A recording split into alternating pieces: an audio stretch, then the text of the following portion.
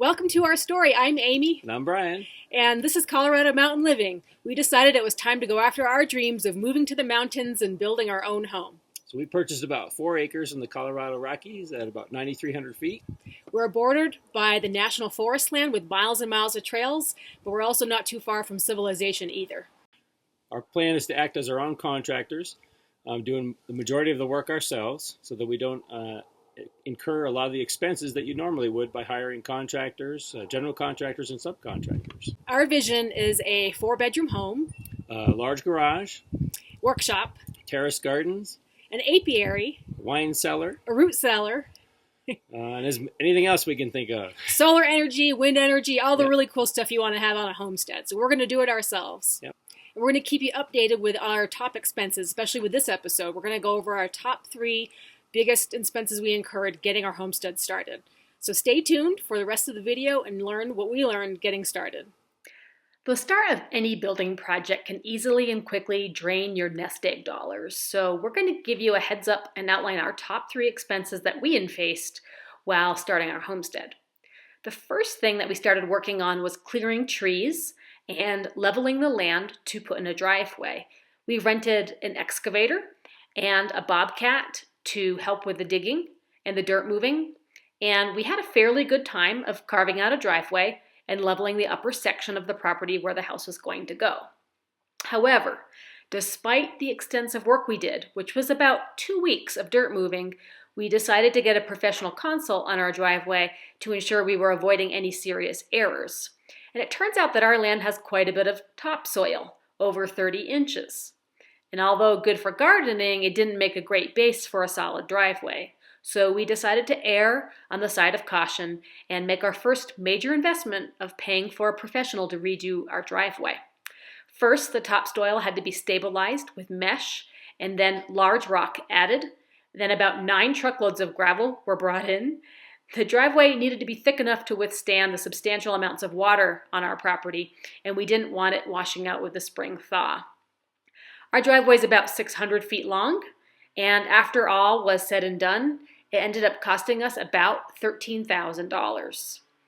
Most of that went to pay someone else to regrade the driveway and bring in special rock and gravel, and part of it was also our expenses of renting and excavating equipment for 2 weeks to clear and roughen the original driveway.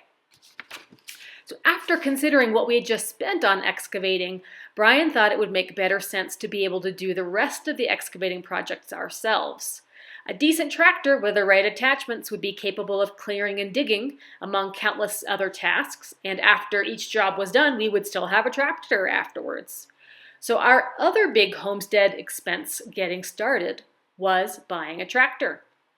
Brian reviewed all the big brands out there and decided the best value was a Coyote with a K. He got the bucket arm, the loader, the box scraper, and the fork all for $27,500. It was a substantial investment, but it would allow us the opportunity to do more jobs ourselves, and so we did.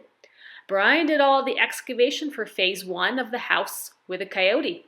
He estimates that the money we saved from doing our own house excavation was nearly equivalent to what he paid for the tractor.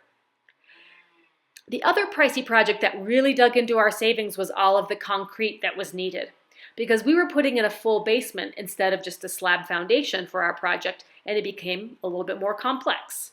But how could we not have a walkout basement with those mountain views on the hillside? So, going this route, there's really no getting around the expense of concrete. And we did the job ourselves with the aid of a pump truck, so we avoided the additional expense of hiring a concrete contractor. But it's one of those things you just don't realize that will add up. The job had to be split into multiple stages, with the footers being first, the assembly of the concrete forms, the pouring of the walls, and then the floor. All in all, the total concrete expense was about $15,000. We could also easily tag on the additional cost of the quad lock forms, which was about $4,500, so almost $20,000 for phase 1 of our home, which is under 700 square feet. So overall, that's quite a chunk of change to get just the foundation of the house ready without even picking up a hammer or a nail yet or cutting some boards. But anyway, it was worth it. So hopefully this video gives you a little insight into some of the expenses we encountered when we started out.